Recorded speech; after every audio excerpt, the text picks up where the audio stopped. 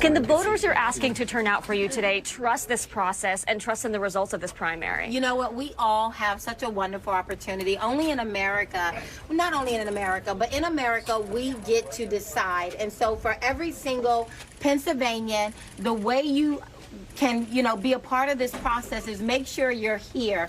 Make sure you're coming out and voting. Don't allow anything to discourage you. Every single Republican, you need to be at these polls today, and you need to make sure that your voice is heard. And I'm so excited. So that's the candidate that took MAGA from Donald Trump and is beating his hand-picked candidate in the tushy with it. That's the ultra MAGA candidate in Pennsylvania's Republican Senate primary race. Her name's Kathy Barnett.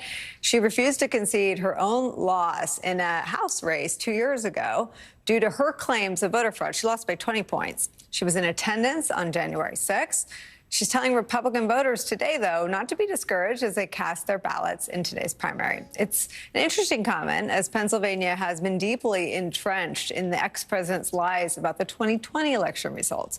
Barnett has garnered support as she promotes the big lie about election fraud. And the GOP's current frontrunner in today's primary for governor, Doug Mastriano, was also a prominent, if not the leading Pennsylvania voice on overturning the election results in Pennsylvania. Mastriano and Barnett have campaigned together. Both of their rises have the Republican Party roiling, believing their extreme stances could cost the GOP in November. We're back with Jason Johnson and David Jolly. I mean, David Jolly, I want to come at it the other way. What if they can be successful? That seems all the more alarming, no? Yeah, look, alarming as a culture if they can be successful in a general, but I think this gives us kind of two narratives. One is it is a real-time reflection of where the politics in today's GOP sit. There is no post-Trump chapter. It's just a continuation of it, right, that these voices are likely the nominees. But I would also suggest in a general election, Republicans are terribly off message. I mean, the way they lost the two Georgia runoffs was by talking about the stolen election. And if you look at the Virginia governor's election, that was largely on Main Street economy issues. He threw in the culture wars around CRT. But we all looked at Glenn Youngkin and said, wait, this is the way Republicans can get back on message. Republicans learn nothing. If these are their nominees, they're going to go down in Pennsylvania, North Carolina, Georgia, and elsewhere come November. And, to that, Jason Johnson, I say good riddance. But I do harbor the fear that the disinformation and the propaganda machine is not being countered by as aggressive or as emotionally powerful truth messages. And frankly, the truth about these candidates is they do legitimize something that is today, we know, under criminal investigation by DOJ. I mean, it is sort of the worst strain of Trumpism. It is, and I said it glibly, I shouldn't have. Barnett was too extreme for Trump. He created this Frankenstein, but he wasn't for her. Now, he will be if she wins, and he sort of already did the little hedge thing. But I wonder what your concerns are on the day of the primary, the eve of the results being known.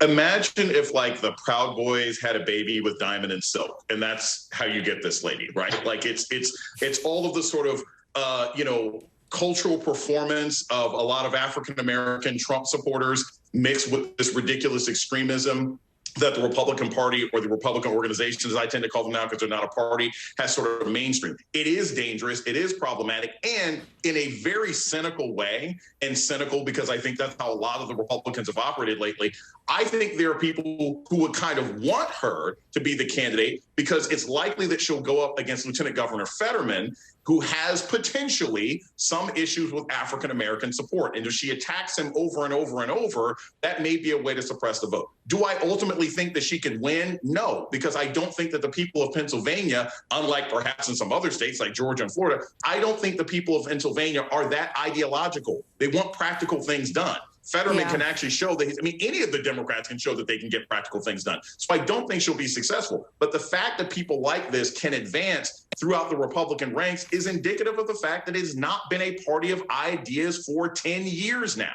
And I think most voters have realized that, and they can be sold on someone who has ideas with a sprinkling of crazy, but not if you got crazy at the core.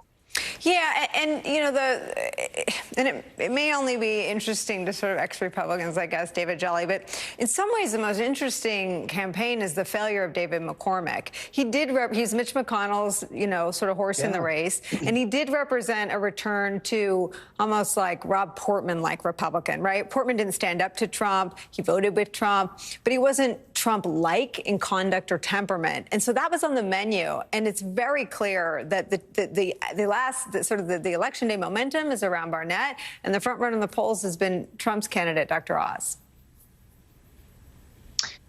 Yeah, and look, the politics of today's GOP are not where Portman or Jeb Bush or any of those others, Mitch McConnell, frankly, in many ways, that would represent that traditional, almost Chamber of Commerce, Main Street Republican lane. That's just not where they are. And I would suggest that if you take Barnett and Oz's numbers, Oz also being a reflection of Trump, you're well over 50% of Republican voters who still believe that Trumpism is the future. And we discussed last week, I think Barnett is on to a little something. It may not be her that actually captures this, but the notion that MAGA belongs to the people, not to Donald Trump, really provides a pathway for other national Republicans, DeSantis and others, to figure out how to overcome Donald Trump's grip on the party. Right now it's his, and we're seeing that in his followers in Pennsylvania.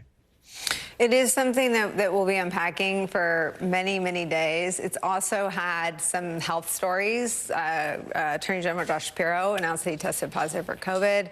The lieutenant governor is dealing with his own health issues, and so there was a Paul Revere sighting on the right-wing side of this race. I mean, it is sort of it's sort of peak 2022. We'll keep talking about it. Jason Johnson, David Jolly, thank you for spending time with us on both these big stories, on Pennsylvania and on the breaking news from DOJ. Thank you to both of you.